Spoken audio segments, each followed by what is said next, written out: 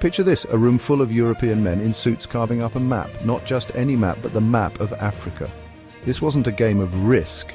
This was the Berlin Conference of 1884. These guys were deciding who got which slice of the African pie, without a single African leader present. Imagine the audacity. This was the official start of the scramble for Africa. Before the conference, European presence in Africa was mostly limited to coastal trading posts. But after Berlin, it was like a starting gun went off. European powers, hungry for resources and prestige, went on a mad dash to claim as much land as possible. Borders were drawn with zero regard for existing ethnic groups, kingdoms, or traditional ways of life. Imagine drawing lines on a map and saying, okay, everyone to the left of this line, you're now French-speaking Catholics. Everyone on the right, you're now Protestant English speakers. It was that arbitrary, that brutal, and that utterly disrespectful. This disregard for existing social and political structures created a chaotic patchwork of colonies, setting the stage for conflicts that continue to this day. The Berlin Conference wasn't just about lines on a map, it was about power. It was about Europe asserting its dominance over an entire continent, its people, and its resources.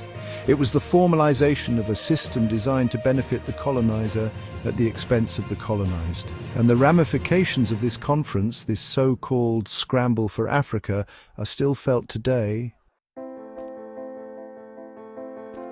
Now, you might think that faced with such overwhelming force, Africans just rolled over and accepted their fate.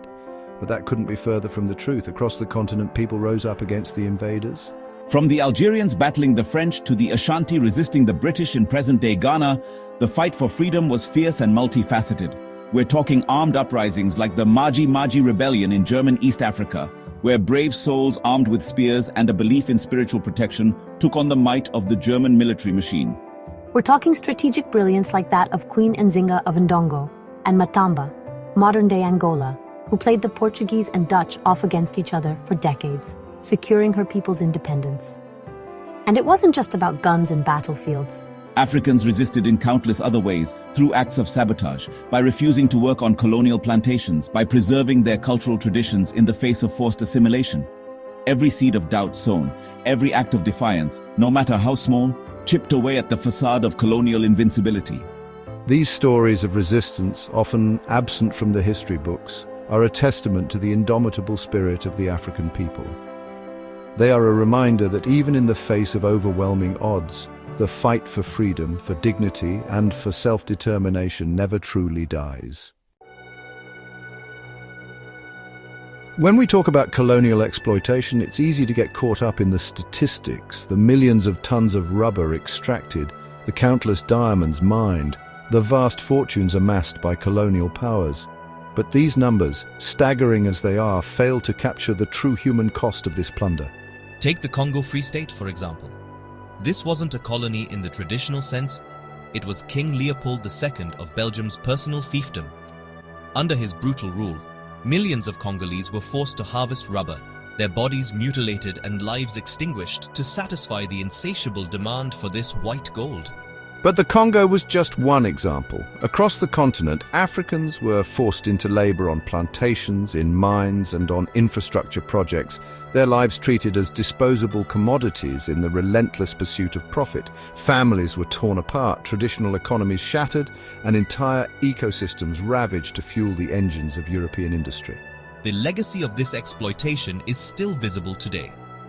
The raw materials extracted during the colonial era fueled the industrialization of Europe, while many African nations are still grappling with the economic and environmental consequences of this plunder.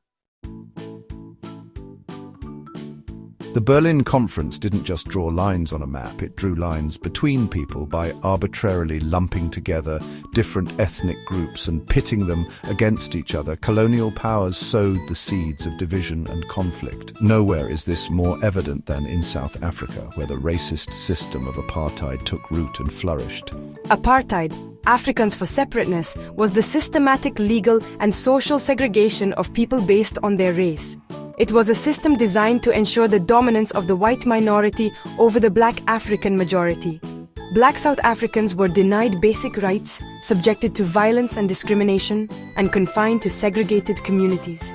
The the roots of apartheid can be traced directly back to colonial policies that favored white settlers and sought to divide and conquer the indigenous population.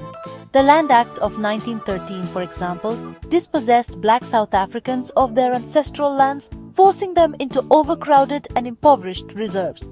While apartheid was officially dismantled in 1994, its legacy continues to cast a long shadow over South Africa. The economic and social disparities created by decades of racial segregation persist, and the wounds of the past are far from healed.